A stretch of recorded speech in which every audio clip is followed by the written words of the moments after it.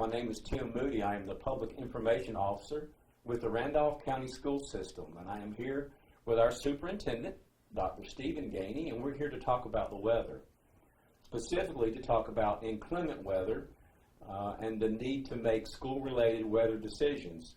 So, Dr. Gainey, it seems as that when winter weather hits us, we really have four options.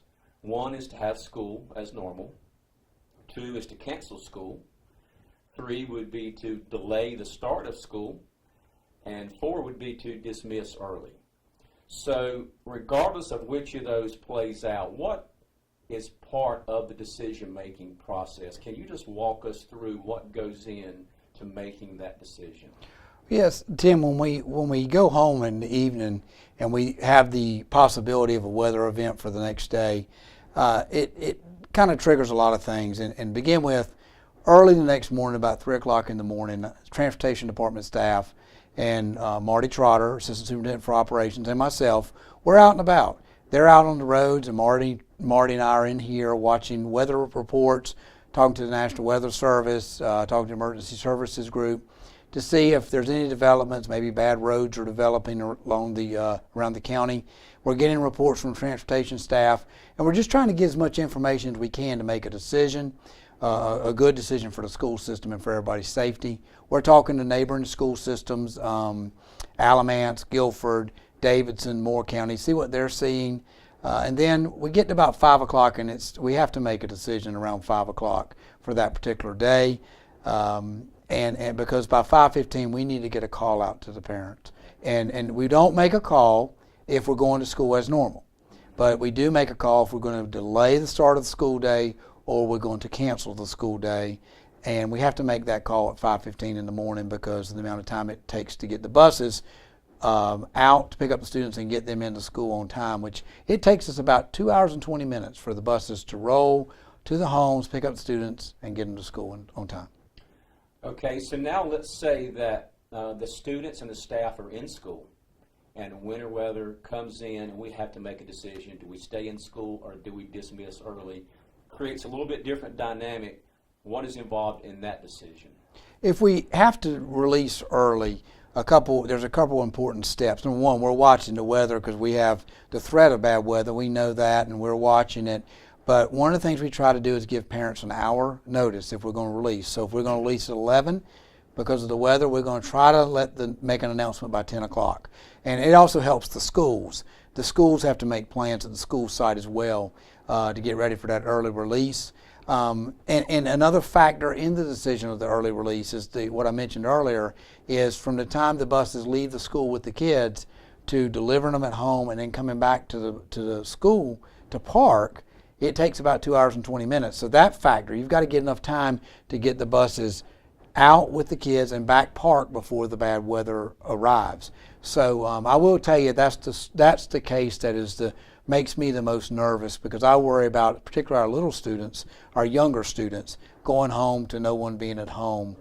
We do some things with the bus driver so kids are not let out at homes where we don't think anybody's there as far as an adult, but that still worries me a great deal.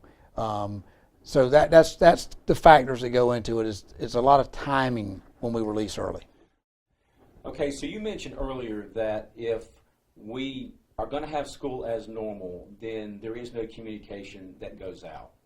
But if we make a decision that does impact school, how does that communication go out? Well, Tim, we have several avenues we use. Number one, we have a phone caller system that we can call the home of every child, and we do that. And that call, if there's a decision in the mornings, like for a delay or a cancellation, that call goes out no later than 5:15, and we try to hold to a 5:15 time frame. Okay. Now, if we make the call during the day because we're releasing early, then we can call other numbers that we have in the system because then it'll pick up parents' work numbers as well. So we have a phone caller system we use. We also post the announcement as soon as we've made a decision, whether it be a morning decision or during the day decision, we post it on our school website. We now, because of the work of your group, we have a Twitter account and a Facebook account we'll use this winter. And then we also go to the local news station, television stations, and Fox 8, WXII, WFMY. We use them to post our announcement, and we also go to local radio stations. So we have multiple avenues we use. First and foremost, we do the phone caller system. Okay then, so Dr. Gainey, as a parting thought, if you could just wrap this all up into a single point, if you wanted to let the community know what is the most important consideration when making a weather-related decision, what would that be? The number one priority, Tim, is safety of everyone.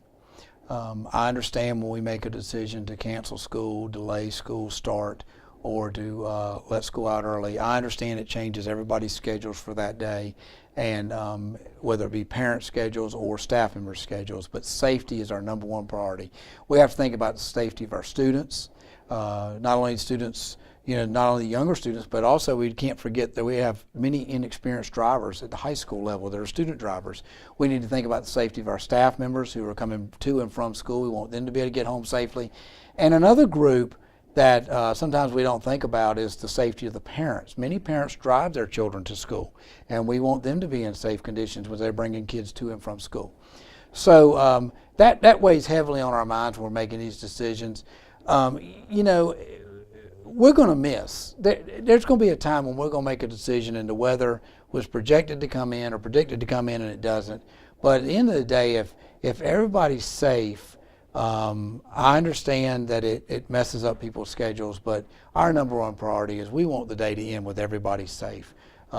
We just there's no other option than to keep that as your number one priority. And one thing I want to reiterate, that particularly on those days when we might have to release early, I want to reiterate, Tim, that a factor that often gets lost in there is the amount of time it takes us from when the buses leave the schools to delivering the children at home and then coming back and parking.